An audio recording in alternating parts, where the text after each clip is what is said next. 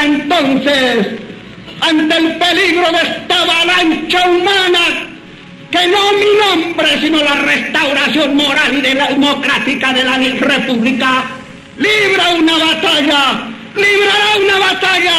vencerá a la oligarquía liberal y aplastará a la oligarquía conservadora.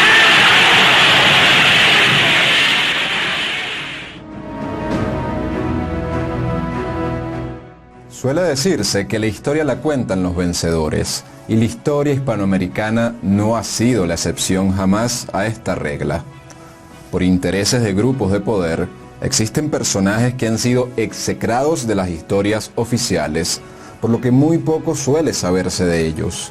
En la vida política de Colombia hay un hombre que ha sido casi borrado de muchos libros de historia, a pesar de la huella innegable que ha marcado en el país. Su nombre es Jorge Eliezer Gaitán. Su original influencia sobre el devenir político, la relevancia de su pensamiento y el mal uso de sus ideas por parte de la política contemporánea, desde la izquierda hasta la derecha, hacen necesaria una revisión de su vida y de su obra, para que sea conocido el Gaitán auténtico, a ojos de quienes persiguen cambios reales en el campo de batalla que es la política. En esta primera entrega sobre este personaje único, nos vamos a enfocar en su extraordinaria biografía. Esto es La Nueva Enciclopedia y los invito a seguirnos en nuestra cuenta de Instagram que pueden conseguir debajo de este video.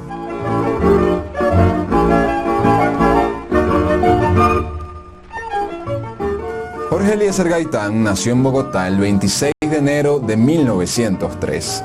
Proveniente del barrio popular de Las Cruces, era hijo de Eliezer Gaitán Otalora, un liberal radical que tras trabajar en diferentes oficios se dedicó finalmente a la venta de libros usados.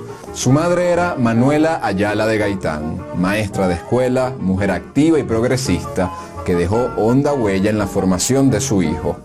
Los Gaitán tuvieron 6 hijos, siendo Jorge Eliezer el mayor de ellos. En cuanto a su padre, si bien no fue tan tierno como su madre, era dueño de una librería que fue para Gaitán una mina de conocimiento. Desde temprana edad, Gaitán fue siempre muy independiente, muy díscolo. Debido a las dificultades económicas, muy pronto la familia de Gaitán se trasladó a vivir al barrio Egipto. Esa pobreza él la vivió. A veces, por ejemplo, estudiaba con la luz del Capitolio en los corredores porque había dificultades en su casa cuando cortaban la luz. También en ocasiones tenía que estudiar con velas. Todo eso lo fue disciplinando. A los 12 años, Gaitán ingresó en una escuela de Facatativá, terminando sus estudios primarios en 1911. Solo 2 años más tarde pudo reemprender sus estudios, ingresando al colegio de Simón Araujo, donde estudiaban los hijos de los liberales acomodados. Es importante destacar que desde mediados del siglo XIX la vida política en Colombia se disputaba entre el Partido Liberal y el Partido Conservador. Gaitán se graduó de bachiller del Colegio Martín Restrepo Mejía, al cual ingresó en el último año a finales de 1919. Gaitán fue siempre muy inquieto y muy juicioso. Su antigua biblioteca es una muestra de su sed por el conocimiento. Escritos desde Marx y Engels hasta las relatorías sobre la época colonial daban fe de su riqueza intelectual. No era un hombre rico con cuadros de Botero en su oficina como el prominente liberal doctor Eduardo Santos, pero compraba laminitas donde se apreciaban cuadros de la cultura griega, romana, así como esculturas que bien posicionaba en su estudio. Todas aquellas influencias humanistas, como las lecturas de Platón y Aristóteles, iban formando su persona. Muy distinto al común contemporáneo, Gaitán era un político que conocía muy bien su país.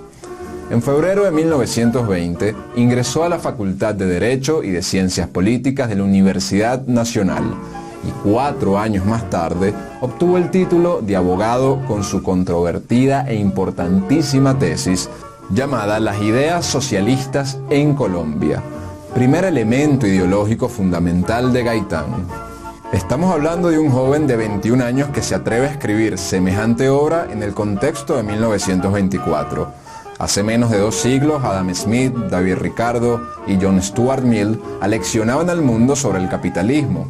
Hasta 1917, con Vladimir Lenin, las tesis de Marx en el Manifiesto Comunista no habían adquirido ninguna forma política. Gaitán se nutre de todo esto y lo desarrolla, pero al mismo tiempo estaba influenciado del positivismo, cuya visión lo aleja de cualquier dogmatismo. Gaitán entendía el marxismo como un instrumento de análisis, como una manera de analizar la realidad, pero no como una iglesia política, ¿no? Con santos, apóstoles y apóstatas. A diferencia del marxismo, Gaitán no creía que la economía lo determinaba todo, sino que lo económico es un factor más, al igual que la etnia, la religión, el clima, el sexo, entre otros factores que condicionan mas no determinan la realidad. Aún de estudiante, Gaitán participó activamente en la política. Apoyó la candidatura de coalición del poeta Guillermo Valencia en 1918 y se manifestó y fue orador en las manifestaciones contra Marco Fidel Suárez en marzo de 1919. Recibió los importantes consejos que Alfonso Villegas Restrepo daba a los jóvenes de entonces en las oficinas de su periódico. Organizó también la Sociedad Literaria Rubén Darío y constituyó además el Centro Liberal Universitario, que llegó a tener alguna influencia política. Luego de esto fue elegido para la Asamblea de Cundinamarca entre 1924 y 1925. Sus primeros años de desempeño profesional fueron de una dificultad extrema debido a su condición social. Sin embargo, poco a poco su brillantez le otorgó el reconocimiento que merecía. Formó parte del movimiento estudiantil liberal que socavó las bases de la hegemonía conservadora. Con grandes esfuerzos logró ahorrar dinero y en julio de 1926 viajó a Italia. En aquel momento ya en Italia se había instaurado el fascismo por parte de Benito Mussolini, del cual tomaría nota para su futura oratoria y política de masas. Allí ingresó en la Real Universidad de Roma, la escuela más prestigiosa de derecho en ese país, que estaba dirigida por el político, criminólogo y sociólogo italiano Enrico Ferri, penalista de fama mundial, donde obtuvo el título de doctor en jurisprudencia. Su tesis mereció la calificación magna cum laude y el premio Enrico Ferri, y llegó a ser texto de estudio en muchos lugares. Llevaba como título El criterio positivo de la premeditación. Gaitán regresa al país en 1928, año intenso tanto para la vida joven del abogado como para la política del país. Fue electo representante a la Cámara en marzo de ese año y en junio encabezó las manifestaciones en contra de la corrupción administrativa, además de visitar en diciembre la llamada Zona Bananera, y este es un aspecto fundamental que marcaría su carrera política. En la Zona Bananera investigó la masacre de trabajadores de la United Fruit Company, novelada muchos años después por Gabriel García Márquez en la famosa 100 años de soledad. La matanza de las bananeras fue un hecho sumamente determinante en la estructuración política de Gaitán. Las llamadas bananeras eran un enclave económico de la multinacional United Fruit Company de los Estados Unidos, sin ninguna relación económica con la nación donde estaban ubicadas. ¿Esto se traduce en qué? En que la empresa norteamericana no le pagaba impuestos a Colombia o al país donde se ubicaba.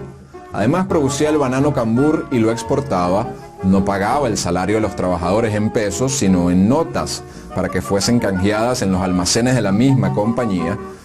Y bajo esta lógica, pues, los trabajadores no se sentían libres ni sujetos de derecho. Y es por eso que surge la huelga de las bananeras, la más importante de aquel periodo por la represión del gobierno nacional, que con el ejército se dedicó a defender el enclave de la United Fruit Company en vez de los trabajadores colombianos.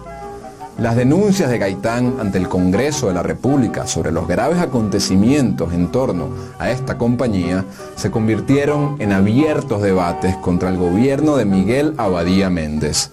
Además, se logró que muchos trabajadores fuesen liberados y se pagara una indemnización para los familiares de los caídos. De esta forma es como Gaitán surge de manera influyente en la vida política del país, gracias a su gran debate sobre el tema de las bananeras. A raíz de este hecho, Gaitán llegará a decir que la tierra es para el que la trabaja. Él fue el único político entonces que se atrevió a exponer los abusos que el capital financiero estaba causando en importantes sectores de Colombia.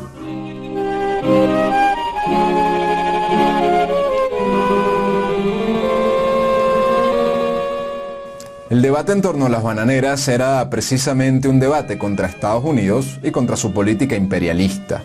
Recordemos aquel tratado Urrutia-Thompson de 1914, en el que Colombia finalmente entregó Panamá a los Estados Unidos, siendo antes Panamá parte de Colombia desde su creación. Tratado en el que Colombia recibió 25 millones de dólares, cuestión que le dolió profundamente a Gaitán y que además presenció toda una reacción popular por la entrega de este territorio a los intereses foráneos. También a Gaitán le tocó vivir en 1930 el fin de la hegemonía conservadora en Colombia, siendo Miguel Abadía Méndez el último presidente de medio siglo conservador. Va a entrar ahora como presidente Enrique Olaya Herrera, quien fue embajador en Estados Unidos durante 2 gobiernos conservadores y quien, como está documentado, fue apoyado e impuesto como candidato por los Estados Unidos para asegurar el control norteamericano sobre el petróleo colombiano. Todo esto sirvió como fundamento para el ascenso de Gaitán como referente político nacional. En 1931, con los liberales en el poder, Gaitán fue electo presidente de la Cámara de Representantes, presidente de la Dirección Nacional Liberal y segundo designado a la presidencia. Al año siguiente fue nombrado rector de la Universidad Libre. Las tímidas reformas y los lentos programas sociales con los que el nuevo presidente Olaya Herrera pensó acostumbrar al país al cambio partidista en el gobierno parecieron insuficientes a los liberales de izquierda, por lo que un grupo de decepcionados decidió romper con el Partido Liberal en octubre de 1933. Liderada por Jorge Eliezer Gaitán y Carlos Arango Vélez, nació la llamada Unión Nacional de Izquierda Revolucionaria, o UNIR por sus siglas en español. Fuera del tradicional marco bipartidista, esta organización sería uno de los más importantes esfuerzos políticos en el país. La UNIR, con el lema de muerte al pasado, revolución al porvenir, tuvo particular influencia entre las clases campesinas, tanto en las zonas cafeteras de Cundinamarca como en el norte de Tolima, Caldas y el Valle. En los primeros episodios de agitación política, la Guardia de Cundinamarca disolvió a balazos una manifestación de campesinos uniristas presidida por Gaitán el 4 de febrero de 1934, dejando un saldo de varios campesinos asesinados. Otra masacre tuvo lugar el 14 de agosto de 1934 en la Hacienda Tolima, en la jurisdicción de Ibagué, debido a una protesta de trabajadores que había sido influida por la UNIR. El partido de Jorge Gaitán estimulaba el principio de la militancia individual y de la carnetización de sus miembros. Al comienzo se insistió en la necesidad de una rígida disciplina que incluía prácticas gimnásticas como rudimento de preparación militar. Los organismos no eran propiamente deliberantes y las orientaciones políticas generales del partido eran responsabilidad del caudillo. La plataforma de acción del UNIR consistía en la intervención del Estado con criterio social en la economía, en la reforma agraria y en la organización de cooperativas campesinas. Un nacionalismo antiimperialista en cuanto a la política exterior, la reforma constitucional que diera menos protagonismo al presidente y reformas legislativas de tipo social, incluyendo la creación de un banco de previsión social constituido con aportes obligatorios de hasta un 50% por parte de las grandes empresas. Aunque el movimiento captó adeptos no solo en el campo, sino también dentro del sector trabajador de la incipiente industria nacional, las tácticas para su debilitamiento obtuvieron frutos. En el campo, con la represión, y en el liberalismo oficial y en la prensa, con el silencio y la acusación de que eran unos comunistas. Aprovechando la vanidad y la impaciencia del líder, se logró atraer de nuevo a las filas del liberalismo oficialista al propio Gaitán, quien declaró disuelta la UNIR en mayo de 1935. Un fenómeno llamativo es que parte de la derrota del unirismo puede explicarse por el proceso conocido como la Revolución en Marcha, iniciada en 1934. Con el fin de despojar a Gaitán de las banderas sociales, el nuevo presidente Alfonso López Pumarejo, hijo de banqueros y banquero él mismo, emprende un proceso de modernización del Estado que sirve para apaciguar el creciente descontento social e impedir que Gaitán llegase al poder, quien tenía un apoyo mayoritario en campesinos y en agricultores. Por eso la clase gobernante va a decretar derechos laborales, vacaciones, cesantías y otras reformas para evitar un estallido social. La derecha por su parte se asusta con esta llamada revolución en marcha y eligen al doctor Eduardo Santos como presidente, quien le pone pausa a este proceso de reformas. Luego vuelven a elegir a López Pumarejo, pero no es el mismo de la revolución en marcha, por cuanto su gobierno entra en decadencia y corrupción. Es en este escenario que Gaitán decide enfrentarse al liberalismo oficial de su propio partido, surgiendo así el liberalismo gaitanista, del cual vamos a hablar más adelante. Gaitán entonces va a regresar al Partido Liberal para seguir haciendo política, eso sí, siempre como disidente. Pero ¿por qué milita en un partido siendo disidente? Porque para él en el Partido Liberal estaba la respuesta al pensamiento cuasi feudal del Partido Conservador. Gaitán no era tonto, era un soñador con ideas, mas no era un idealista. No iba a detenerse por sus anteriores fracasos porque tenía una visión holística, es decir, integral, y teleológica, es decir, a futuro.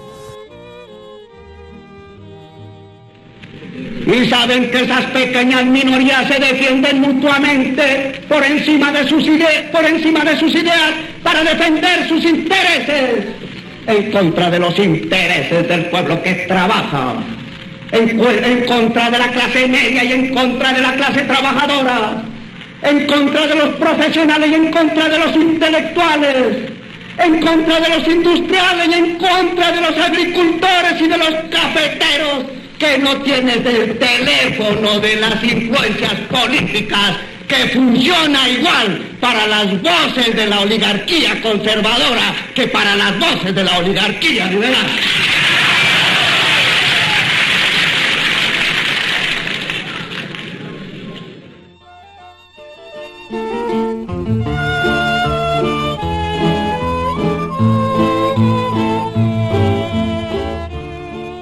En 1936, Gaitán contrajo matrimonio con doña Amparo Jaramillo y el 8 de junio de ese año se posesionó como alcalde de Bogotá. Como tal realizó una labor progresista, aunque corta, pues ciertas medidas algo extremas y la presión de la derecha lo obligaron a dejar el cargo. En febrero de 1937 falleció doña Manuela Ayala. La pérdida de su madre y de su maestra fue un duro golpe para él, solo mitigado por el nacimiento, 7 meses más tarde, de su única hija llamada Gloria. Tras algunos viajes internacionales, Gaitán fue electo magistrado de la Corte Suprema de Justicia en 1939 y al año siguiente el presidente Eduardo Santos lo nombró como ministro de Educación. Ocurre entonces el debate sobre la educación y Gaitán se propone arrebatarle a la Iglesia el monopolio de la educación.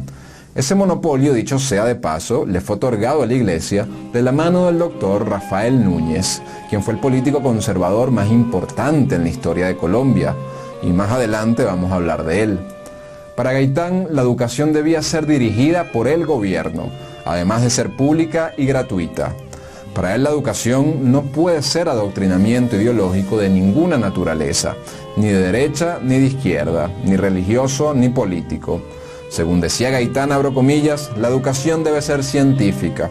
Debemos y necesitamos otorgar todo nuestro apoyo a la alta cultura de investigación y de pensamiento, pero sin olvidar por ello las distintas gradaciones y zonas de hombres a quienes hay que armar con los conocimientos prácticos para los distintos menesteres en la lucha vital. En los ramos del saber humano, forzosas son las gradaciones que deben equilibrarse. Como ya lo dije, no solo tomando en cuenta las capacidades individuales, sino las necesidades del orden social. Tampoco debía haber un control ideológico por parte del gobierno. Tiene que haber diversidad de orientaciones y se debe impulsar la educación técnica, ya que no todo el mundo tiene que ser un doctor universitario. Agrega también que la dignidad de los maestros significa que deben ser bien pagados, no con aguardiente. Gaitán ocupó este cargo nuevamente por corto tiempo. Entre otros logros desarrolló un ambicioso plan contra el analfabetismo y a favor de la popularización de la educación y de la cultura.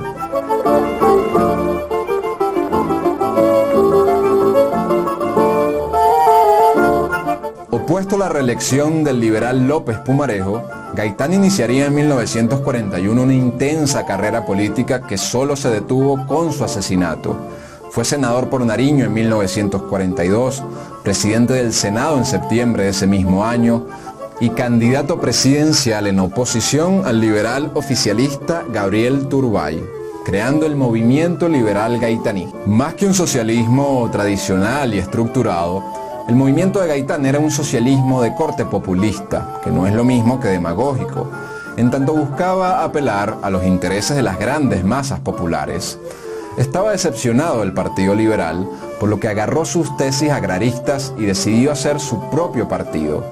Viene el gran debate sobre el problema agrario y dice Gaitán lo siguiente: creo que el problema agrario en Colombia puede dividirse, para su mejor estudio, en tres aspectos. Primero, tierras no cultivadas en las que hay que hacer una subdivisión. Las no cultivadas con títulos legítimos y las no cultivadas con títulos precarios o ilegítimos. Segundo, tierras cultivadas con titulación legítima y tierras cultivadas con titulación ilegítima. Tercero, las relaciones entre el trabajo humano y el capital agrario que pueden referirse al primero o al segundo caso enumerado y que requieren un estudio especial. Continúa Gaitán diciendo: luego, si el trabajo es el causante de ese mayor valor, es el trabajador quien debe beneficiarse integralmente de él y no aquel que nada contribuyó al aumento de dicho valor. Si es el trabajo el que produce, paguémosle al trabajador, rindámosle ese homenaje al trabajador y rompamos de una vez el criterio de que el poseedor titular todo lo gane, aun cuando ningún esfuerzo realice, y que el trabajador solo tenga derecho a su reducido salario. Y para terminar, Gaitán añade: creo que el país debe llegar a la expropiación de todas las tierras que no estén siendo trabajadas, con la sola excepción de las reservas forestales previamente determinadas por la técnica. Mi criterio básico es que todas las tierras no cultivadas pasen al dominio de la nación. Convencido estoy de que en virtud de esta simple medida serán ingentes las extensiones territoriales que vuelvan al dominio estatal y que podrán ser entregadas, previa organización técnica, a los campesinos en forma gratuita. Cierro comillas. No se debe perder de vista en que esta era una de sus diferencias con los socialistas del Congreso. Por ello, Gaitán nunca ha podido encasillarse en los moldes tradicionales de la izquierda. La posición de Marx para la tierra capitalista era que el Estado nacionalizara y arrendara a los capitalistas. Para Gaitán no era así. La tierra debía ser distribuida directamente a los campesinos y a los agricultores. Como era de esperarse, comenzó la ofensiva del Partido Liberal oficial hacia el movimiento gaitanista. Es en ese momento cuando Gaitán dirá que el pueblo colombiano no tiene dos partidos, sino que al pueblo lo han partido en dos para que las clases dominantes lo puedan manipular y domesticar, ya que la clase dominante es una sola, que llamándose liberal o conservadora, se distribuye en lo más alto de la escala social las tierras y los bancos del país para sí misma, mientras que en lo más bajo pone al pueblo a pelear en las guerras civiles o en las luchas electorales. Esa era la gran filosofía política de Gaitán. En un momento en que la televisión no existía, la voz era de suma importancia, la voz era la que comunicaba. Un pueblo que todavía no terminaba de aprender a leer y a escribir, por lo menos sabía escuchar. Gaitán se valió de la radio para compartir con el pueblo sus ideales. Concurría a la Plaza de Bolívar, donde había una radio enorme, y la plaza se llenaba por completo. Pero el lugar más importante, donde Gaitán conectaba con las masas, fue en el Teatro Municipal de Bogotá, actualmente renombrado como Teatro Jorge Eliezer Gaitán. Como es de esperarse, el teatro también se llenaba por completo, tanto de estudiantes como de gente del pueblo. El pueblo salía y recorría la carrera séptima de Bogotá, eso sí, sin romper ni un solo vidrio, debido a que Gaitán tenía muy bien disciplinados a sus seguidores. Nunca en el país se volvieron a ver manifestaciones tan multitudinarias, ni con tanta emoción ni con fe en su jefe.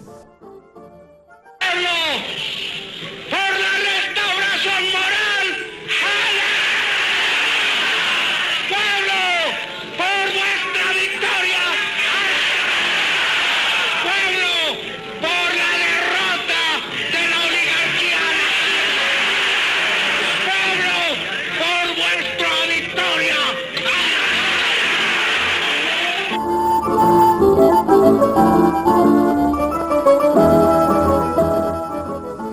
Santos lograron interpretar el sentimiento de las masas de una manera única y original. Sus variaciones de tono, su sentido del humor e ironía, el manejo de los silencios, hicieron de Gaitán un orador telúrico que llegaba a transfigurarse por la emoción de lo que decía y la forma de decirlo, logrando transmitir su sentimiento al público.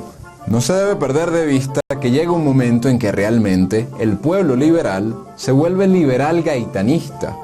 Eduardo Santos va a entregarle las llaves del Partido Liberal a Gaitán para que éste tome las riendas y procede a irse a París. En las elecciones del 5 de mayo de 1946, que ganó el conservador Mariano Ospina Pérez, con el apoyo desde las sombras de varios liberales como Santos y López Pumarejo. Luego de esas elecciones, Gaitán, para quien esa contienda solo era un paso más hacia el poder, ocupó un tercer lugar, con sorprendente número de votos y con un apoyo mayoritario de los centros urbanos. Sirvieron también estos comicios para que el gaitanismo tomara el poder dentro del liberalismo y fuese elegido jefe único de su partido.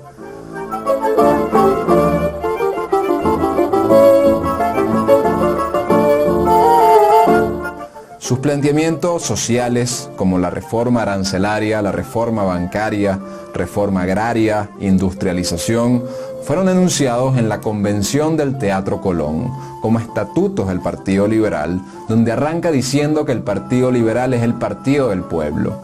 El 18 de enero de 1947 y en agosto de ese mismo año, plantean el Congreso el fallido Plan Gaitán. Luego ocurren las manifestaciones ya legendarias, como la Marcha de las Antorchas, organizada desde el popular barrio La Perseverancia, en la que él quería un río de candela, que no se vieran filas cada 3 metros, sino filas bien juntas para formar un río de fuego sobre Bogotá. Y la sobrecogedora Marcha del Silencio, en la que multitudes nunca vistas y perfectamente organizadas llenaron de temor con su mutismo a los sectores tradicionales de ambos partidos. Comienza el Partido Conservador a atacar el liberalismo gaitanista y organizan a los chulavitas, una turba de fanáticos campesinos conservadores que atacaban e incluso mataban a liberales.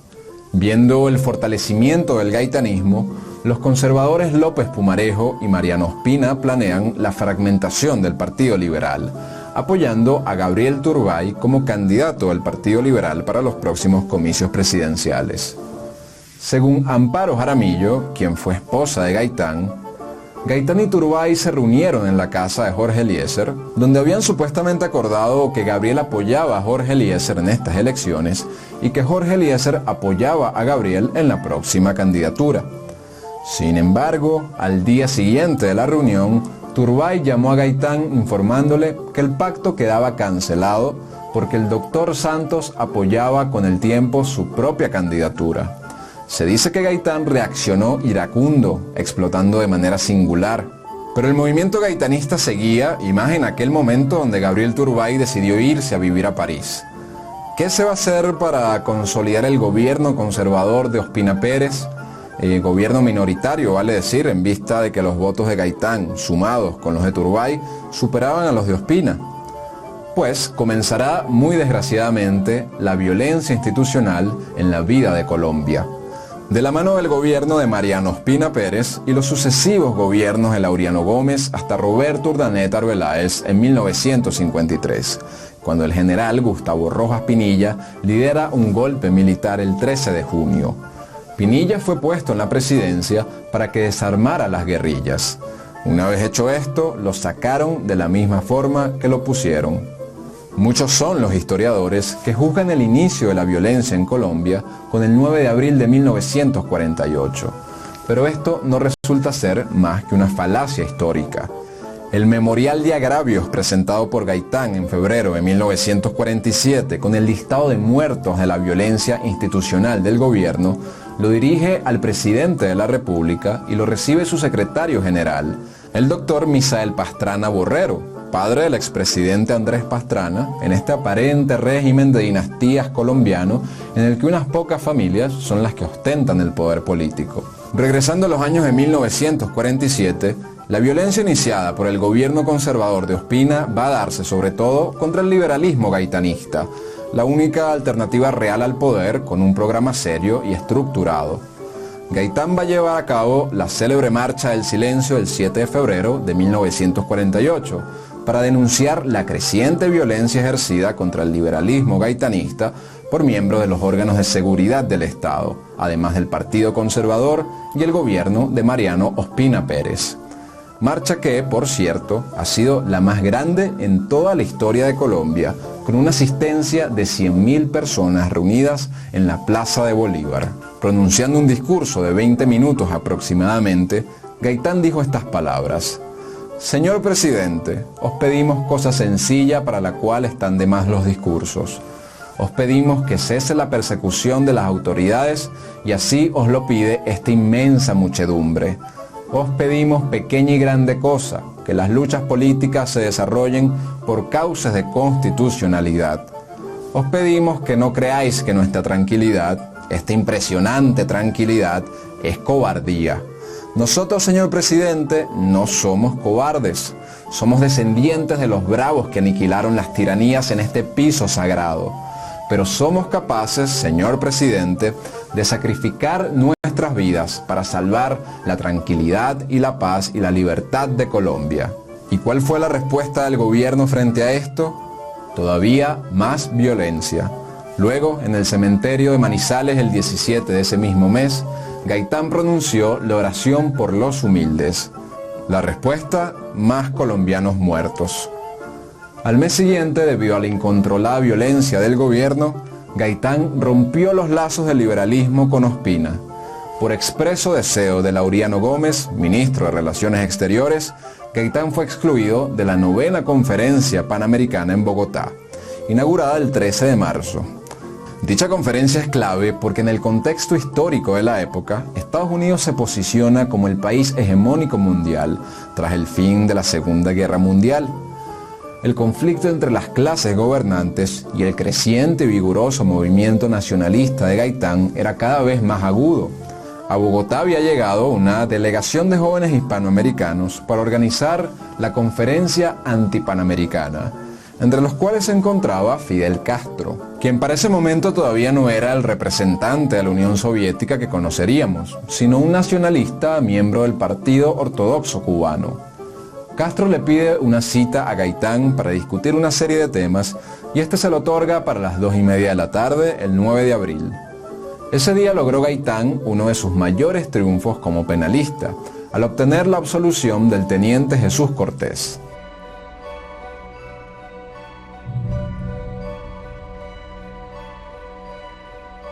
Hacia la 1 de la tarde de aquel 9 de abril, cuando salía del edificio donde tenía sus oficinas, Gaitán fue baleado con un revólver con 3 disparos, en presencia de algunos de sus amigos, por un pálido joven llamado Juan Roa Sierra, al cual aparentemente le habían pagado para asesinarlo y que había salido del Café Gato Negro. La noticia corrió como pólvora. Al joven Sierra lo atrapan y lo conducen a la droguería Granada para mantenerlo acorralado. Uno de los presentes le preguntó que cómo se llamaba, a lo que él respondió con su nombre. Y luego le dice: ¿y por qué usted mató al doctor Gaitán? A lo que responde: porque me pagaron y ahí hay un señor acompañándome en la puerta. Y no pudo decir más nada porque en ese momento la multitud rompió la reja para entrar y se llevaron a Roa Sierra para lincharlo hasta la muerte. El pueblo decide agarrar el cadáver del supuesto asesino y dejarlo como un acto de protesta frente al Palacio de los Presidentes. Sin embargo, hay quienes sostienen que el asesinato de Gaitán debió ser algo muy bien planeado, de modo tal que el Roa Sierra que agarraron fue en realidad una víctima ocasional. En cuanto a Gaitán, la gente que estaba en el lugar del suceso se aglomeró alrededor de su cuerpo y lo recogieron para llevarlo de hombros a la clínica central, mientras que el resto se quedó limpiando la sangre de aquella carrera séptima con calle 13 de Bogotá. Y cabe mencionar que para el momento en que es llevado al hospital, aún no había fallecido, sino que estaba herido e inconsciente. Una multitud se reunió en la entrada hasta que un médico salió para informar que pese a todos los esfuerzos realizados, el doctor Gaitán había fallecido. Así se anunciaba el fin de la vida de este líder con pocas comparaciones en la historia americana. Por su parte, Fidel Castro acababa de almorzar y salió a dar un paseo esperando a que llegase la hora de su encuentro con Gaitán. Al enterarse de lo que había ocurrido, corre hacia la estación de policía de la carrera sexta de Bogotá. La policía había decidido rebelarse para defender la causa gaitanista y le entregaron armas a la gente. La policía en Colombia era, curiosamente, de carácter municipal hasta ese momento. Pasará luego a ser una policía nacional, tal como se mantiene hasta el día de hoy. El magnicidio de Gaitán, puesto que contaba con suficiente apoyo popular en el momento de su muerte para llegar perfectamente a la presidencia, fue la culminación de todo el proceso de fuerte violencia orquestado por el gobierno de Mariano Ospina Pérez, iniciándose así la más pavorosa jornada de muerte y destrucción que haya vivido Bogotá y la agudización de la creciente ola de violencia que con escasos respiros viviría el país durante las siguientes décadas.